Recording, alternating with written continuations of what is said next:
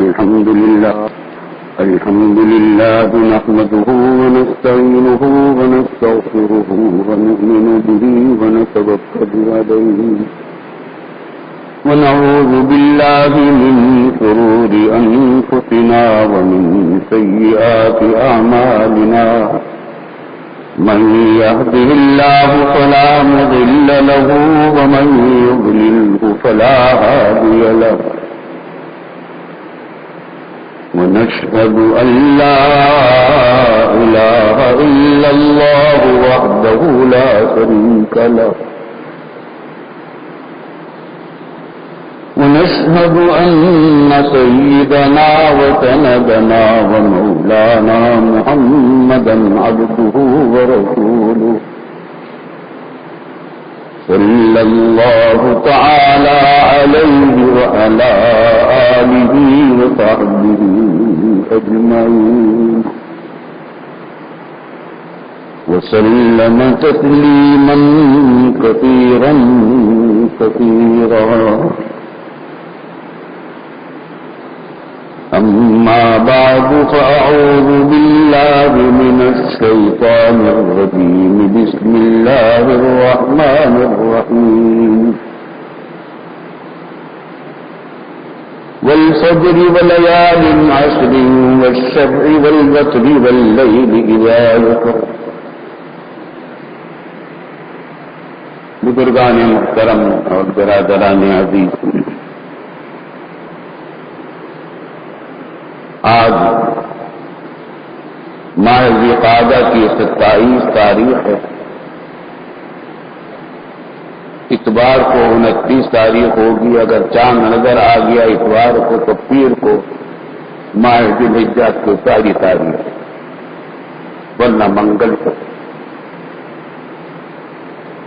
یہ ذوالحجہ کا جو مہینہ آ رہا ہے یہ بہت اہم مہینہ ہے،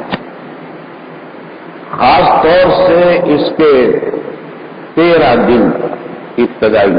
ان کی تو بڑی خاص اہمیت ہے، اور ان 13 میں سے بھی 10 دن کی اور زیادہ اہمیت، ابتدائی 10 دن۔ اس کی اتنی فضیلتیں آئی ہیں کہ حدیث میں آیا کہ رسول اللہ صلی اللہ علیہ وسلم نے فرمایا کہ عبادت کے لیے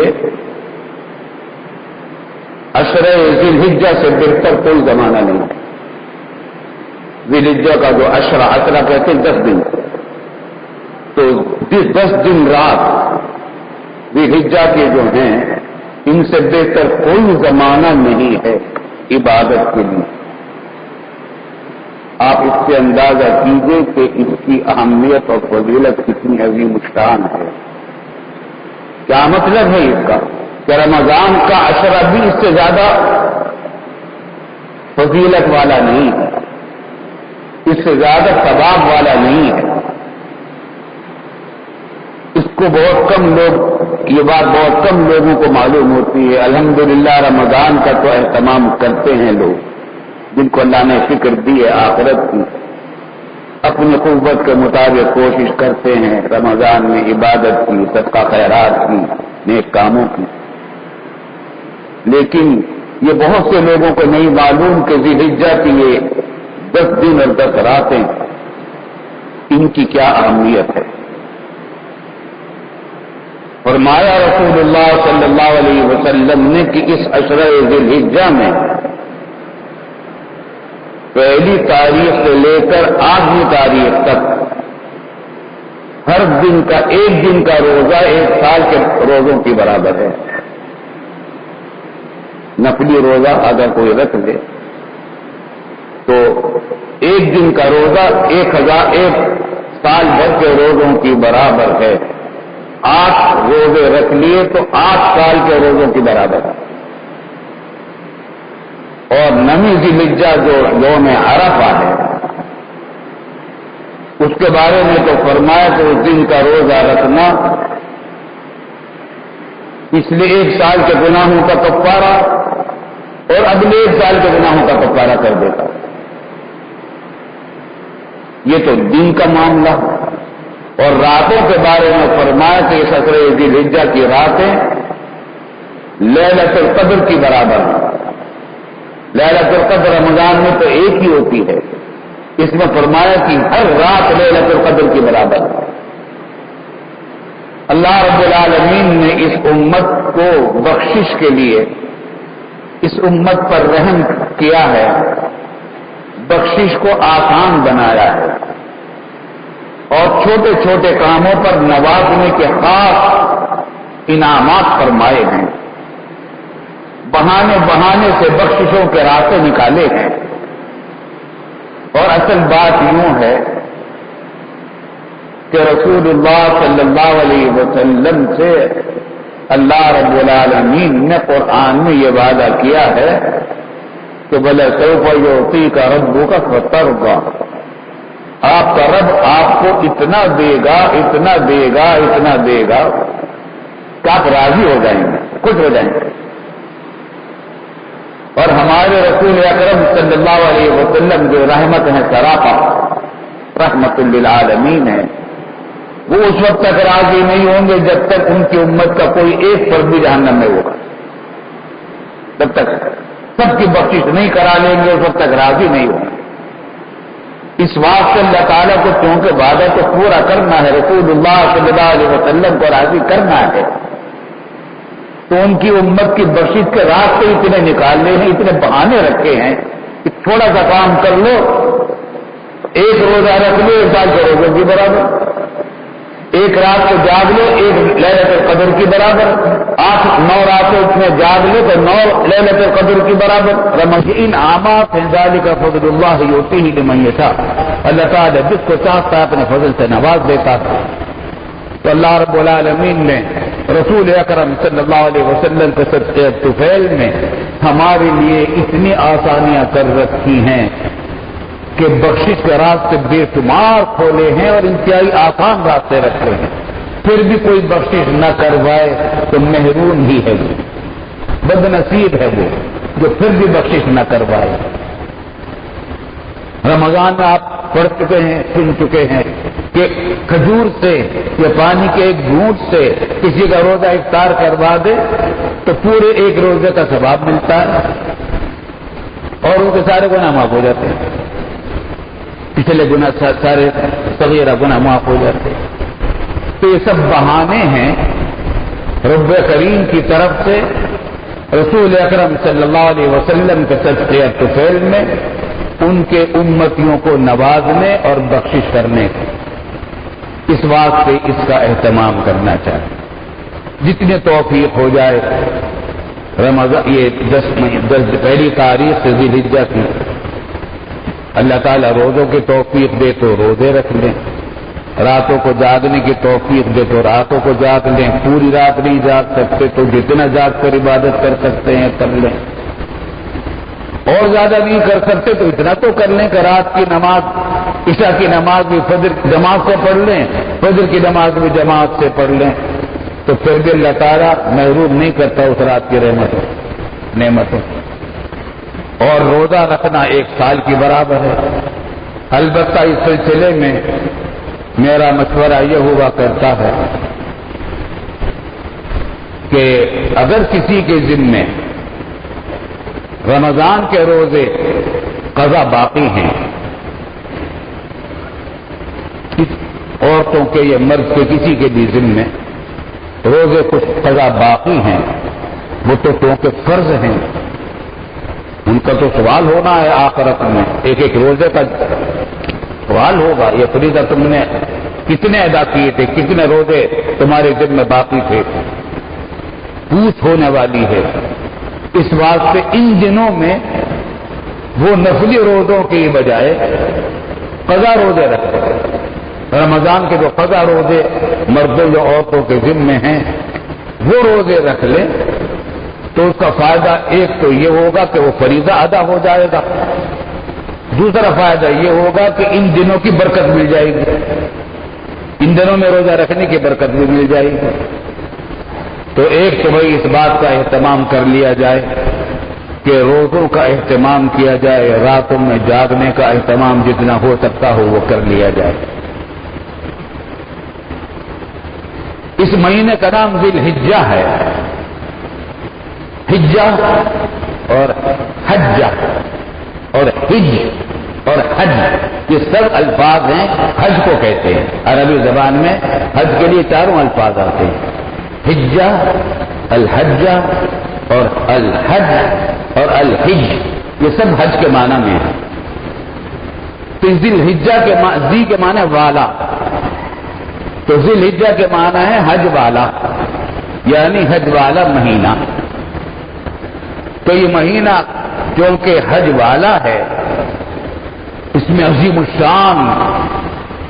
رکن اسلام کی ادائیگی ہوتی ہے جس کی الگ شان ہے. تمام دوسرے ارکان اسلام سے بالکل اس کی الگ شان ہے. پوری دنیا کے مسلمان ایک بیت کے گرد گھومتے ہیں، ایک ہی لباس میں، ایک ہی کلمہ ان کے زبان پر ہوتا ہے، ایک ہی دھن میں ہوتے ہیں، عاشقانہ انداز میں وہ چکر کاٹتے ہیں رب کریم کے بیت اللہ کا. تو اس مہینے کو اللہ تعالیٰ نے خاص فضیلت عطا فرمائی ہے. اور عید کی جو رات ہے، 9 تاریخ اور 10 تاریخ کی درمیانی رات، اس کی بھی بڑی فضیلت ہے اور اس میں عبادت کرنے کا بھی بڑا ثواب ہے. اللہ تعالیٰ ہم سب کو اس بہترین نعمت سے بہرہ ور ہونے کی توفیق عطا فرمائے. ایک خاص عبادت جو اسی مہینے میں اور اس کے مہینے میں بھی کبھی صرف 3 دنوں میں انجام دی جاتی ہے، وہ قربانی ہے. 10ویں تاریخ، 11ویں تاریخ، 12ویں تاریخ قربانی کے. صبح کو نماز عید کے بعد سے قربانی کا وقت شروع ہوتا ہے 10ویں تاریخ کو، اور 12ویں تاریخ کی غروب آفتاب سے پہلے تک یہ قربانی کا وقت باقی رہتا ہے. اور یہ قربانی واجب ہے، ہر اس شخص پر واجب ہے، چاہے وہ مرد ہو یا عورت، باپ ہو یا بیٹا،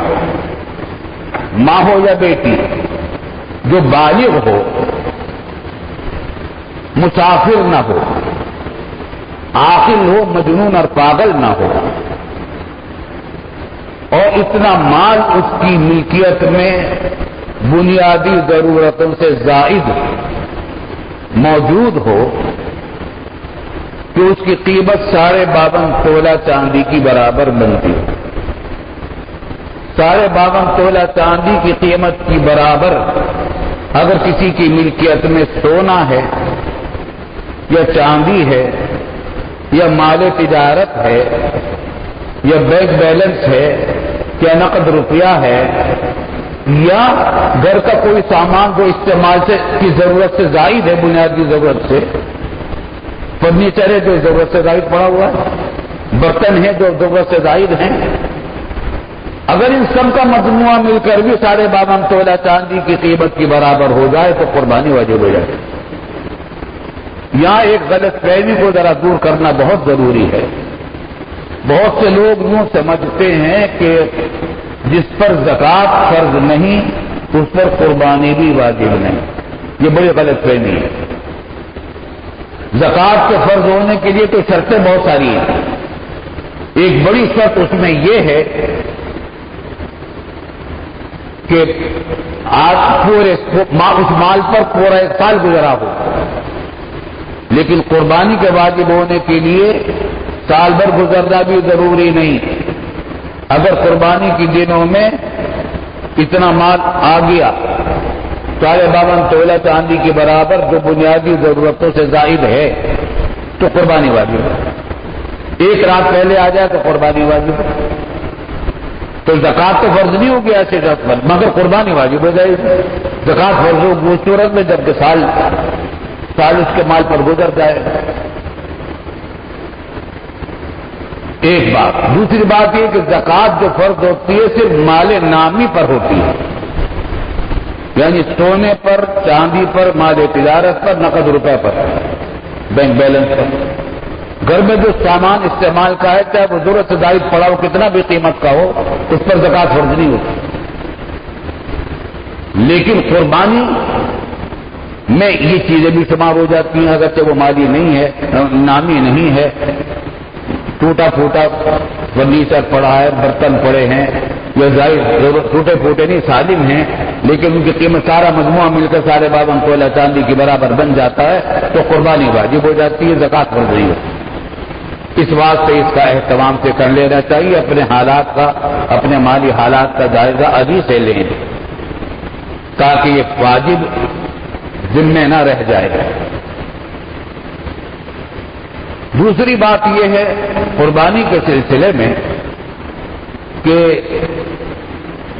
جانور کو پہلے سے خرید کر اس کو کھلانا پلانا تاکہ اچھا تندرست ہو جائے یہ زیادہ افضل ہے، اور اچھا جانور جتنا اچھا جانور ہوگا اتنا ہی زیادہ افضل ہوگی قربانی۔ اس کے مفصل احکام قربانی کے دارالعلوم کی طرف سے چھوٹے سے کتاب کی شکل میں چھپ جاتے ہیں، اس سال بھی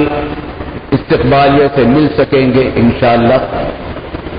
اور احکام عید الاضحیٰ و قربانی کے نام سے اس میں قربانی کے سارے مسائل ہیں، کافی مسائل ہوتے ہیں اس میں، کس قسم کا جانور، کس عمر کا جانور قربان کیا جا سکتا ہے، ساری تفصیلات اس میں ہوتی ہیں۔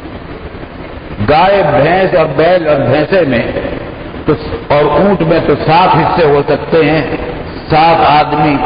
اپنے اپنے حصے کی قربانی ایک جانور میں کر سکتے ہیں، لیکن بکرا، بکری، بھیڑ، دمبا، ڈنگی یہ صرف ایک آدمی کی طرف سے ایک ہی ہو سکتی ہے، اور مرحومین کی طرف سے بھی اگر کوئی کرے اپنے بزرگوں کے واسطے، اپنے مرحومین کے واسطے تو وہ بھی کرے۔ بہت سے لوگ یوں سمجھتے ہیں کہ قربانی بس گھر کا ایک فرد پر واجب ہو گئی، ابا جان کے پاس قربان پیسے ہیں انہوں نے قربانی کر لی تو بس اب کافی ہو گئی، ایسا نہیں ہے،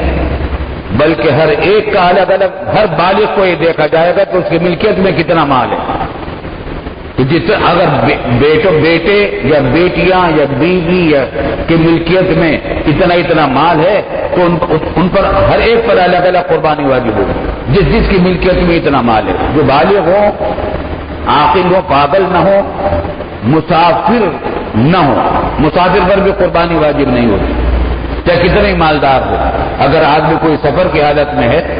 تو اس میں قربانی واجب نہیں ہوتی، لیکن جس میں جو مقیم ہو، مسافر نہ ہو، عاقل ہو، پاگل نہ ہو، اور بالغ ہو، نابالغ نہ بچہ نہ ہو، اس پر قربانی واجب ہے اپنی اپنی۔ ایسا ہو سکتا ہے بعض اوقات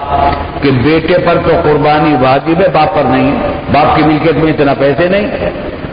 بیٹے کی ملکیت میں ہے تو بیٹے پر قربانی واجب ہو جائے گا۔ بعض لوگ یہ سمجھتے ہیں کہ ہم کیا کریں جب ابا جان نہیں کر رہے تو ہم کیا کریں، ایسے نہیں ہے، اور کوئی یہ کرتا ہے کہ ابا جان کی طرف سے کر دیتے ہیں، نہیں، ابا جان کی طرف سے نہیں کرنا، فرض اپنی طرف سے ادا کرنا ہے،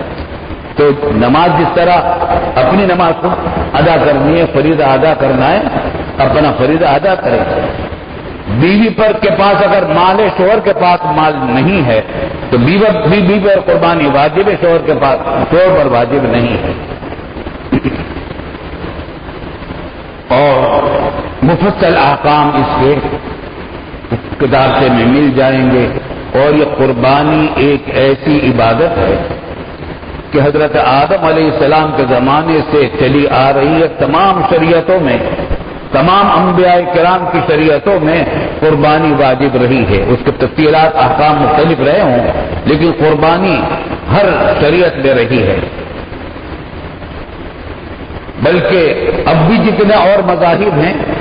ان کے یہاں بھی قربانی کسی نہ کسی طریقے سے ہوتی ہے، مشرکانہ طریقے سے ہوتی ہے، وہ قربانیاں کرتے ہیں۔ اسلام میں قربانی کا ایک خاص انداز ہے، اور یہ خاص طور سے اس عبادت کو ایک خصوصیت، بڑی اہمیت ملی حضرت ابراہیم اور اسماعیل علیہ السلام کے واقعے سے، تو اس وقت سے اس کی اور زیادہ اہمیت ہو گئی۔ البتہ پچھلی امتوں میں حکم یہ تھا حضرت صلی اللہ علیہ وسلم سے پہلے تمام شریعتوں میں، تمام انبیاء کرام کی امتوں میں حکم یہ تھا کہ قربانی کا گوشت کھانا جائز نہیں تھا، بلکہ قربانی کر کے جانور کو کھلے میدان میں، گوشت کو، قربانی کے جانور کو ذبح کر کے اس کو رکھ دیا جاتا تھا، گوشت کو کھلے میدان میں۔ اگر وہ قربانی اللہ کے نزدیک قبول ہوتی تھی تو آسمان سے بجلی آتی تھی، اس کو جلا دیتی تھی، یہ علامت ہوتی تھی اس بات کی کہ قربانی قبول ہو گئی۔ اور اگر قبول نہیں ہوتی تھی تو وہ قربانی کا جانور کٹا ہوا پڑا رہ جاتا تھا۔ قرآن کریم میں اس کا ذکر ہے، چنانچہ مشرکین مکہ نے یہ کہا اور اہل کتاب نے، کفار نے حضور صلی اللہ علیہ وسلم سے مطالبہ کیا کہ آپ ایسے قربانی لائیے جس کو آگ کھا جائے، کیونکہ پچھلی امتوں میں جو قربانی تاکلہ النار، تو لیکن اللہ تعالیٰ نے یہ فضل فرمایا ہمارے رسول اکرم صلی اللہ علیہ وسلم کے صدقے الطفیل میں کہ اس امت کے لیے قربانی کا گوشت کھانا جائز کر دیا گیا۔ سارا گوشت اپنے استعمال میں لے آئے گھر کے، یہ بھی جائز ہے، لیکن افضل یہ ہے کہ اس کے 3 حصے کیے جائیں، ایک حصہ اپنے گھر میں استعمال کریں، دوسرا حصہ دوست احباب رشتہ داروں میں تقسیم کریں، تیسرا حصہ فقراء اور مساکین میں تقسیم کریں، اور پھر اس کے کھال کے مسائل ہیں، باقی باتیں انشاءاللہ اگلے جمعہ کو ہوں گی۔ وآخر دعوانا الحمدللہ رب العالمین۔